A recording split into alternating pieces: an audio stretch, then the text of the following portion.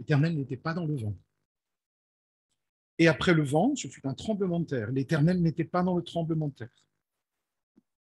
Après le tremblement de terre, un feu. L'Éternel n'était pas dans le feu. Après le feu, un murmure doux et léger. Quand Élie l'entendit, il s'enveloppa le visage dans son manteau, sortit, se tint à l'entrée de la caverne, et voici une voix lui fit entendre ces paroles. Mais que fais-tu ici, Élie? Il répondit, j'ai déployé mon zèle pour l'Éternel, le Dieu des armées, car les enfants d'Israël ont abandonné ton alliance, ils ont renversé tes autels, et ils ont tué par l'épée tes prophètes, et je suis resté moi seul. Et ils cherchent à m'ôter la vie. L'Éternel lui dit, va prendre ton chemin par le désert jusqu'à Damas, et quand tu y seras arrivé, tu oindras Hazaël, le roi de Syrie, tu oindras aussi Jéhu, fils de Nimshi, au roi d'Israël, et tu oindras Élisée, fils de Shaphat, d'Abel-Méola, pour prophète à ta place. Et il arriva que celui qui échappa à l'épée de Hazaël, Jéhu le fit mourir, et celui qui échappera à l'épée de Jéhu, Élisée le fera mourir. Mais je laisserai en Israël 7000 hommes pour ceux qui n'ont point fléchi le genou devant Baal et dont la bouche n'a point pris. Et il partit de là, il trouva Élisée, fils de Shaphat, qui labourait, il y avait devant lui 12 paires de bœufs, etc., etc. Et si intéressant. Élie, qui est en fait un prophète, en fait, le rôle d'Élie, c'est de dire ce que Dieu veut, de transmettre ce que Dieu a à dire au peuple de l'Alliance, au peuple d'Israël. On voit qu'ici, Élie, vous l'avez entendu dans le récit, se trouve devant pas mal de difficultés. Alors, Élie, on voit que dans tout ce récit, il a peur. Et c'est vrai que la peur, c'est quelque chose parfois d'irrationnel. Parfois, c'est bien réel, c'est bien fondé, mais parfois, c'est aussi irrationnel. On a peur, parfois, sans savoir pour quelle raison. Elle peut subvenir brusquement, mais elle peut aussi s'accumuler avec le temps. Et nous avons tous déjà connu la peur. Et si je vous demandais, par exemple, ici, si on avait un peu plus de temps, si je vous demandais de raconter, par exemple, un récit où, à un moment de votre vie, vous avez eu très, très peur. Euh, je vais vous en raconter un pour moi. Euh, on était en colonie de vacances, pour ceux qui ont connu Saint-Lunaire. Et puis, on partait en balade avec tous les enfants de la colonie. Et avec mon petit frère et puis un ou deux autres garçons de la colo, on s'est un peu échappé, si vous voyez ce que je veux dire. On est sorti du groupe et on est parti. Et qu'est-ce qu'on a vu? Alors, c'est intéressant parce que là, on parle de grotte. On a vu l'entrée d'une grotte. Donc, on est rentré. Et puis, on est rentré. Du coup, on ne savait plus où on était parce on s'est retrouvé dans le noir. Donc, on ne voyait plus du tout de lumière nulle part. On a avancé jusqu'à ce que, à tâtons, hein, il y avait des gros cailloux partout. On a avancé à tâtons jusqu'à ce qu'on essaie de voir un puits de lumière quelque part, parce qu'on ne savait plus dans quelle direction on était. Et là, on voit au loin un petit rond blanc. Et on s'est dit, voilà, ça, c'est la lumière. Ça, c'est la lumière. Donc, on y va. Alors, on y va, on y va, on y va. Et vous imaginez, c'est dommage qu'à l'époque, on n'avait pas de téléphone portable, donc c'était en 67, première colonie. Ça parle à certains, 1967. C'est la première colonie de Saint-Lunaire. On arrive, et qu'est-ce qu'on voit? Ce trou immense, et en bas, la mer. C'est-à-dire qu'en fait, c'était une falaise. En fait, il y avait comme un trou dans la falaise. Et sur le bord, un chemin à peu près étroit comme ça. Voilà. Et donc, comme on ne savait pas retourner de l'autre côté, on ne savait pas où on était, on a dit, bon, on va longer là, et puis on arrivera bien quelque part. Et donc, ce qu'on a fait, c'est on a longé comme ça, sur un espace large comme ça, avec la... Il faut avoir 8 ans pour faire ça. C'est clair, je ne le referai pas aujourd'hui, c'est sûr, mais il faut avoir 8 ans pour faire ça et peut-être avoir une conscience du danger qui est quand même assez, enfin, beaucoup moins développée que chez les plus grands. C'est authentique, ce que je vous raconte. Et donc, on a marché pendant peut-être, ça a dû durer peut-être 200 mètres, à peu près 200 mètres comme ça. Et je me souviens qu'à un moment, j'ai basculé vers l'avant. Mais alors, je me dis, je pense que c'est le Seigneur qui m'a repoussé sur le mur. Et on a fini par arriver, en fait, ça débouchait tout simplement ça débouchait tout simplement sur. On a retrouvé tous nos camarades, tous nos copains qui étaient là, les moniteurs. Et ben, vous êtes passé où? Qu'est-ce que vous avez fait? Wow, on est allé dans une grotte. On a exploré une grotte. Voilà. Mais ce jour-là, j'aurais pu mourir.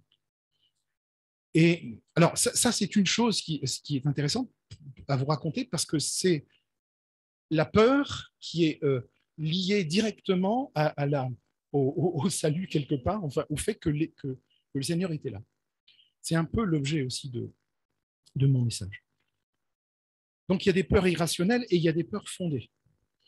Et là, vous et moi, on a tous connu cette peur-là. C'est une peur aussi qui peut parfois nous paralyser. Je me rappelle on faisait de la distribution de tracts pour des campagnes OM dans des petits villages. Et là, il y avait des chiens qui, et une des jeunes qui était avec nous et qui donnait un tract s'est fait mordre par un chien qui est sorti comme ça et qui l'a attaqué. Il distribue la parole de Dieu et tu te fais mordre par un chien quand même. Seigneur, c'est pas sympa. C'est des choses qui arrivent. Des peurs réelles qui nous choquent, qui nous surprennent. Et c'est des peurs aussi qui peuvent parfois nous empêcher d'avancer dans nos projets et qui peuvent aussi nous empêcher d'entrer dans le plan que Dieu a pour nous aussi. Vous pouvez imaginer. Alors, la question qu'on peut se poser ce matin, c'est quelles sont nos peurs? Quelles sont vos peurs? Ça peut être la peur du rejet. Ça peut être la peur de l'échec, la peur d'échouer quelque part, la peur de ce que pensent les autres, la peur de l'avenir. Je pense aux jeunes, ceux qui sont plus jeunes. Vous avez des raisons de penser que l'avenir est quand même assez incertain. Mais ça a toujours été de toutes les époques, il y a toujours eu, toutes les générations ont eu cette peur. Ceux qui ont vécu la guerre ont eu cette peur-là. Et la peur de l'inconnu, qu'est-ce qui arrivera demain? On entend beaucoup en ce moment une peur qui s'appelle la peur du déclassement. Je suis allé un petit peu voir sur Internet.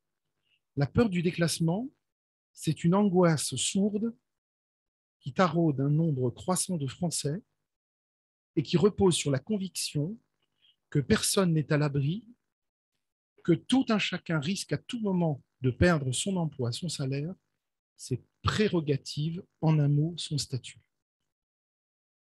Est-ce que cette peur est irrationnelle ou est-ce qu'elle est réelle? Pour certains, c'est une réalité. Alors, 1 roi 19 rapporte une séquence importante dans la vie du peuple d'Israël, dans la vie du prophète Élie. C'est ce moment impressionnant où Élie a été submergé par la peur et qu'il a dû courir pour sauver sa vie. Alors, on va voir ensemble comment l'Éternel est venu aider son serviteur pendant ce moment de grande vulnérabilité. En fait, c'est un moment de la vie d'Élie où il est vulnérable. On va voir pourquoi. En fait, Élie vient de remporter une bataille spirituelle. Si vous relisez le récit d'Élie, ça finit très mal pour les 450 prophètes de Baal, mais c'est très intéressant de relire en détail ce récit. Et on trouve un Élie avec un courage absolument incroyable qui nous éblouit, en fait, qui nous étonne. Voilà Élie tout seul sur le mont Carmel, 450 prophètes de Baal qui adorent Baal. Quand on sait ce que c'est que Baal, c'est quand même des sacrifices humains, c'est quand même beaucoup de choses terribles. Et voilà Élie tout seul qui appelle le feu du ciel au verset 40. Et il fait venir, après ça, juste après, il fait venir la pluie. Donc il appelle le feu du ciel sur son holocauste à lui. puis après, il fait venir la pluie, après un temps de grande sécheresse. Mais maintenant qu'il a vaincu les prophètes de Baal, il doit fuir Jézabel. Jézabel, euh, quand on entend ce nom, ça sonne ça sonne pas très positif, Jézabel. Une reine méchante, idolâtre, adepte des Baals et des Astartés, qui entre dans une grande fureur quand elle apprend que, par Akab, par son mari, hein, Akab, roi d'Israël quand même, qui se fourvoie dans les idoles, et il apprend par Akab ce qu'Élie a fait au prophète de Baal. Donc, qu'est-ce qu'il fait? Il n'a pas eu peur des prophètes de Baal, mais il a peur de Jézabel. Donc ça, on va voir aussi peut-être, il y a peut-être une raison. Ce que fait Élie, c'est qu'il va courir vers le Seigneur, il va courir vers Dieu. Élie a couru pour fuir Jézabel et pour sauver sa vie. Alors on pourrait se poser la question justement, mais quand on lit ce récit, mais pour quelle raison Élie, qui a pu vaincre les 450 prophètes de Baal, ne pourrait-il pas vaincre cette reine méchante? Est-ce que dans le plan de Dieu, c'est prévu aussi qu'elle soit châtiée pour tout ce qu'elle a fait, pour tout le mal qu'elle a fait? Et après sa confrontation avec les faux prophètes sur le mont Carmel, Élie, en fait, est complètement vidé. Il est physiquement, émotionnellement et spirituellement vidé. Et là, ça nous parle à nous, n'est-ce pas? Ça veut dire qu'à un moment donné, même en étant attaché au Seigneur, on peut se trouver, il y a des moments où on se trouve dans cette situation où on est aussi comme Élie, fatigué physiquement, émotionnellement, spirituellement. Et puis il était aussi découragé, il était déprimé parce que il s'attendait, en fait, Élie s'attendait dans sa mission que Dieu lui avait confiée à un puissant réveil des Israélites, que l'Éternel ramène Israël à lui. Et il avait aussi l'espoir qu'il y aurait de grandes réformes sociales et spirituelles. Il n'y a pas tout ça. Ça ne s'est pas produit. Et en tout cas, pas sur le temps d'Élie. Et donc, l'absence de ces résultats visibles après une confrontation avec les ennemis de Dieu, éliminer 450 prophètes de Baal, ça fait un peu de la place. Vous voyez, ça fait de la place pour pouvoir mettre en place le plan de Dieu. Eh bien, cette confrontation avec ceux qui haïssaient Dieu a dû le décourager, le déprimer en voyant que du coup, derrière, il n'y a pas plus de résultats. Et donc, l'attaque soudaine, c'est vraiment une attaque soudaine hein, sur la personne d'Élie, survient chez lui à un moment où il est fragile, où il est vulnérable. Alors nous aussi, dans le quotidien, dans nos vies, dans notre parcours, on peut aussi se trouver à un moment donné vulnérable, en situation de fragilité émotionnelle ou spirituelle ou physique, et ne pas savoir comment aborder telle ou telle épreuve ou telle crainte ou telle peur. On va voir que le Seigneur prend soin de son serviteur quand il est à bout en envoyant quoi? C'est là où Dieu est incroyable. Dans ce moment où Élie est complètement découragé, fatigué, épuisé, Dieu envoie à Élie un gâteau et de l'eau de façon surnaturelle. Voilà, complètement inattendue. Le Seigneur accomplit ce miracle pour qu'Élie puisse continuer son long périple. Si vous regardez le verset 8, il se leva, mangea et but. Puis, avec la force que lui donna cette nourriture, il marcha 40 jours, 40 nuits jusqu'à la montagne de Dieu. Vous voyez, le peu qu'il a mangé lui a suffi pour marcher 40 jours et 40 nuits. Alors, petite confidence, tu m'en voudras pas. On a commencé à marcher avec Esther tous les jours, 3 kilomètres. Ça fait du bien. On attaque la montagne, là, vous savez, la colline, à fond. Et puis on fait un grand tour comme ça. Et vraiment, depuis 2 semaines, on fait ça. C'est vraiment excellent. Excellent pour la santé. Et ça nous redonne des forces. Il a marché 40 jours, 40 nuits. Alors, je ne sais pas si on pourrait faire ça, nous. 40 jours, qu'est-ce que vous en pensez? Il faudrait essayer un jour, tiens, église de Deuil-la-Barre, se lance dans la marche d'Élie. Voilà, 40 jours, 40 nuits. Et dans ce genre de circonstances, on peut voir la grâce de Dieu venir à nous au moment où nous en avons le plus besoin. Ça, vous avez vécu des choses comme ça, où dans un moment de fragilité comme ça, sans vous y attendre, le Seigneur était là.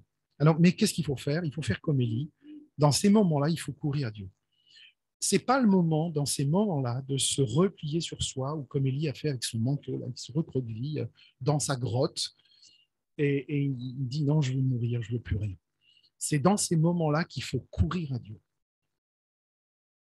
La leçon qu'on peut apprendre ici, c'est que justement, dans ces moments de crainte, dans ces moments de fragilité, on court vers lui, on se réfugie dans ses bras pour trouver la vraie sécurité. Je voudrais juste vous lire le psaume 18, verset 2. Éternel, mon rocher, ma forteresse, mon libérateur, mon Dieu, mon rocher où je trouve un abri, mon bouclier, la force qui me sauve, ma haute retraite. Alors la première chose, c'est de courir à Dieu. La deuxième chose que Élie va faire, c'est qu'il va se nourrir de la parole.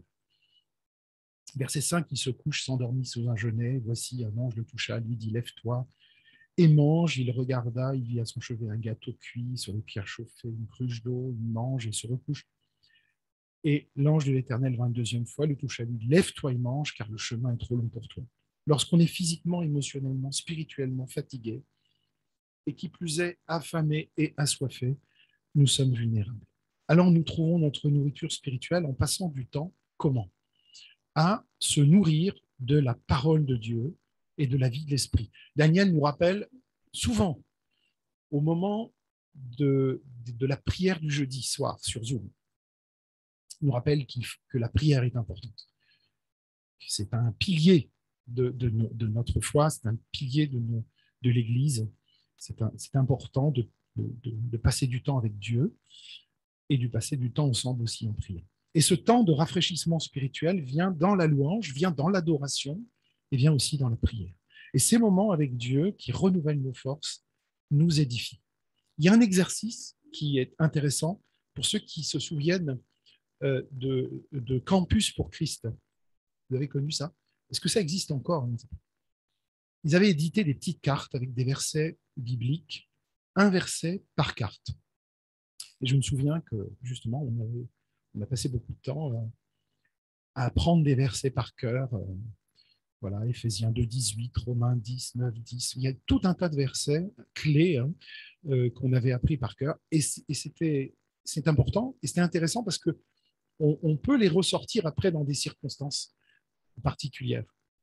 Alors, il y a Proverbe 3, hein, confie-toi en l'Éternel de tout ton cœur, ne t'appuie pas sur ta sagesse. Il y a Nombre 23, 19, Dieu n'est pas un homme pour mentir. Il y a Jérémie 32, 27, moi je suis l'Éternel, le Dieu de toute chair. Y a-t-il rien qui soit étonnant de ma part? Enfin, voilà. Il y a tout un tas de versets comme ça qui sont importants pour nos vies et qui sont importants de connaître, de pouvoir se remémorer au bon moment. La troisième chose que Élie va faire, c'est qu'il va écouter Dieu lui parler. Ça aussi, c'est quelque chose de tellement important. Au verset 11, l'Éternel dit à Élie, sors de là et tiens-toi sur la montagne devant l'Éternel. En d'autres termes, sors de cette grotte. Sors de cette grotte. Alors, on peut parfois avoir envie de se recroqueviller dans notre petite grotte et de dire au Seigneur, non, non, non, je suis trop fatigué, trop déprimé pour entendre ce que tu veux me dire, donc je vais rester dans la grotte.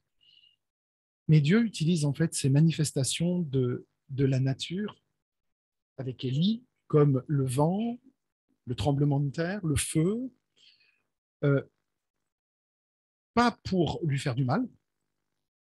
Et d'ailleurs, si Dieu utilisait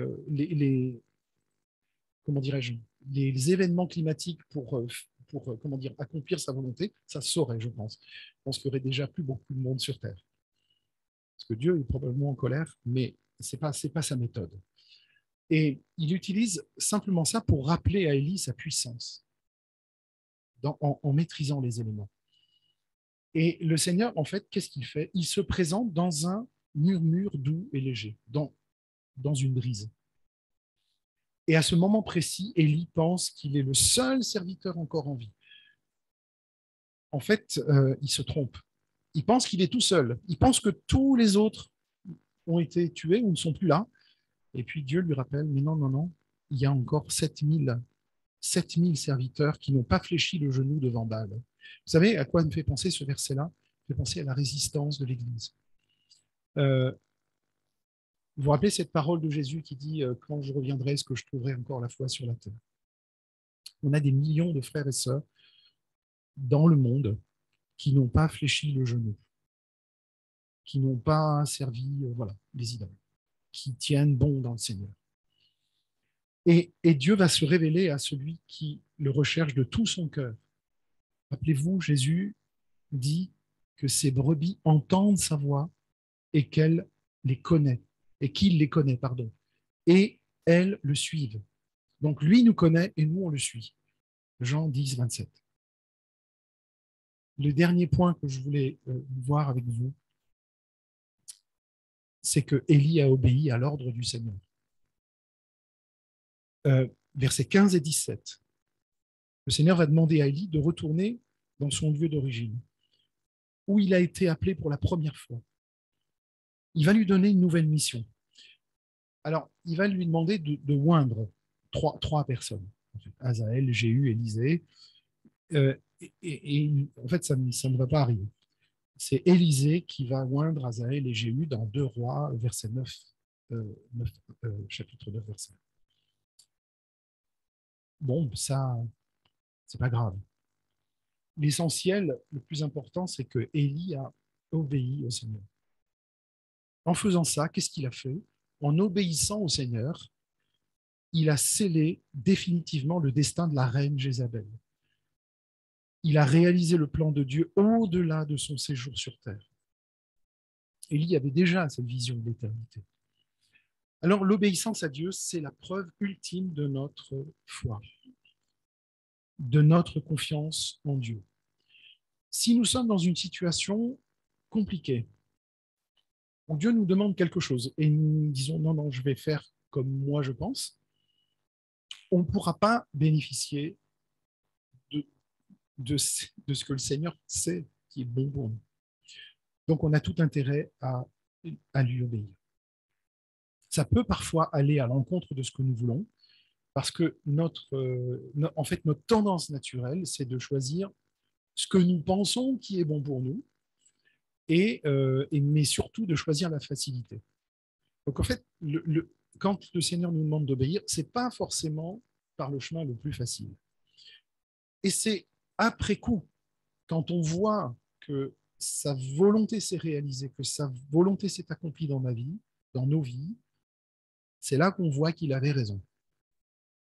Et je suis sûr que vous tous, vous avez au moins une histoire à raconter à ce sujet. On préfère souvent faire les choses à notre façon. Jésus a dû faire quelque chose qui n'était pas confortable pour lui.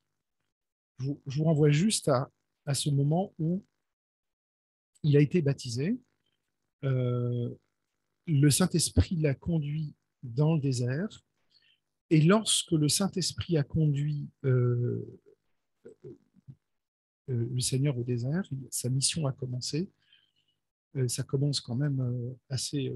vous rendez compte, 40 jours dans le désert, ça commence difficilement. Alors, c'est juste pour dire qu'il ne va pas forcément nous conduire dans des pâturages verts, comme le psaume 23. Le psaume 23, c'est une réalité, mais ça ne sera pas forcément toute notre vie, le psaume 23. Ce n'est pas tous les jours de notre vie, les verts pâturages. Il y a parfois des déserts. Il y a parfois des moments où on se retrouve comme Élie, affamé, assoiffé, fatigué, déprimé, spirituellement, psychiquement, fatigué.